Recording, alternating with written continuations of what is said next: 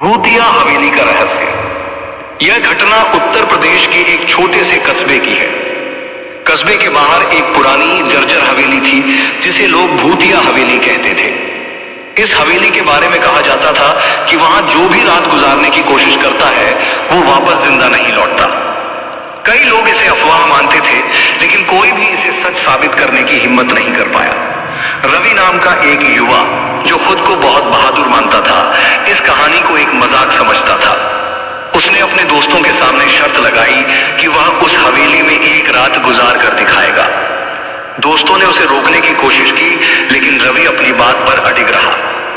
रात के 10 बजे रवि अपने बैग में टॉर्च, माचिस और खाना लेकर हवेली पहुंचा।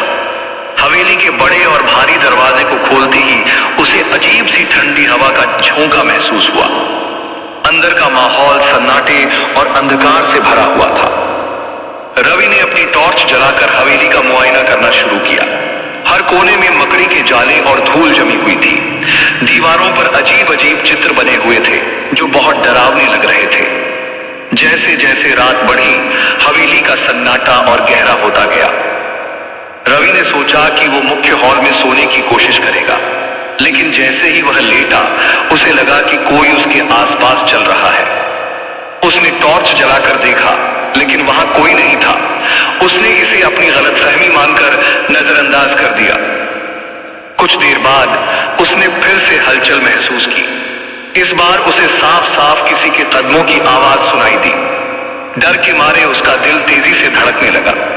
उसने हिम्मत करके आवाज की दिशा में देखा तो एक परछाई दिखाई दी। रवि ने घबराकर जोर से पूछा, कौन है वहां?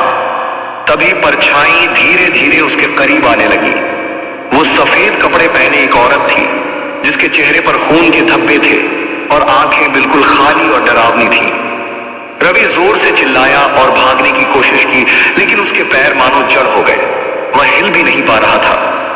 उस औरत ने उसकी ओर इशारा करते हुए धीमी लेकिन गूंजती आवाज में कहा, तुमने यहां आने की हिम्मत कैसे की?